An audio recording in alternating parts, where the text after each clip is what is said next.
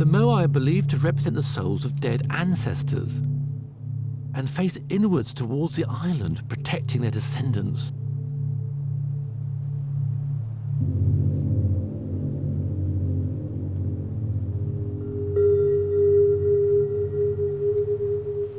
And here's the Moai lying on its back.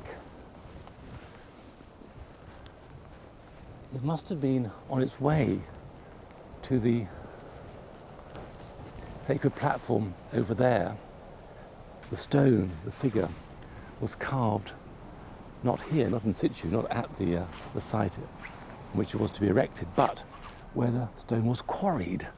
And that is over there, that broken volcanic peak in front of me. It's a mystery why so few of Easter Island's 900 Moai are mounted on their sacred platforms.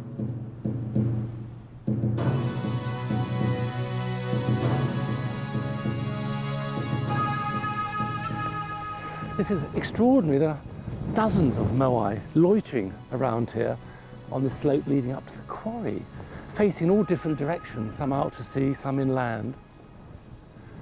I suppose this is like a storage area for the Moai. They've been carved in the quarry right up there. And here I can begin to see the little recesses where they've been cut out, and I guess slid down here and then stored in these pits. And here you see the key characteristics of the Moai. The jutting chin, the pouting lips, the great extended nose, slightly concave, the beetling brow.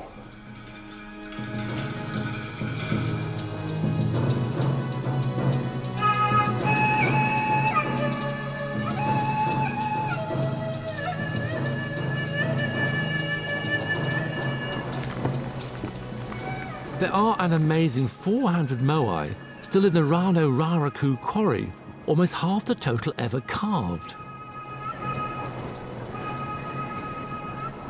Crikey, this is the crater of the volcano that spewed out the stone called tuff, from which the Moai are carved. And over there, more Moai standing looking into the crater itself. I suppose they're, again, they're in storage.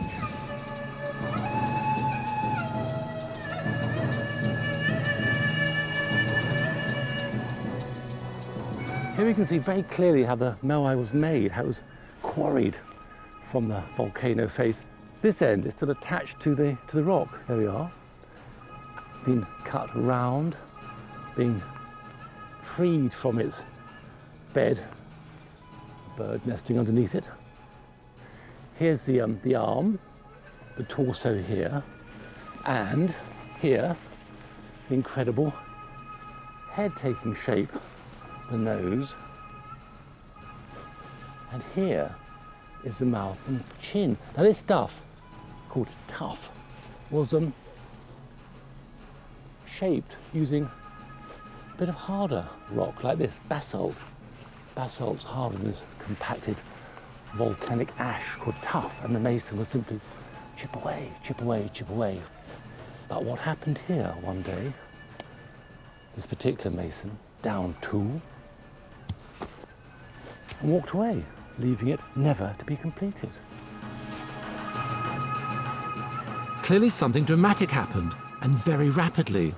A sacred tradition suddenly stopped, was abandoned. Normally, after completion in the quarry, the Moai would have been dragged using ropes and log rollers down to their platforms by the sea. Here, the finishing touches would have been applied. When the Moai had been placed on its ahu, eyes made of obsidian, which is a volcanic rock, and coral were put in place. And those eyes, it is said, brought the Moai to life. But the Moai did not live forever. Long ago, in the mists of time, the cult appears to have been ended by some cataclysmic event. There are 8 Moai here. Each one has been toppled face down. You see their faces buried in the ahu, in the ground. Now, this could have been a great wave, a tsunami, but that wouldn't have had quite this effect. No, these have been toppled by men. These Moai have been murdered, have been killed ritualistically.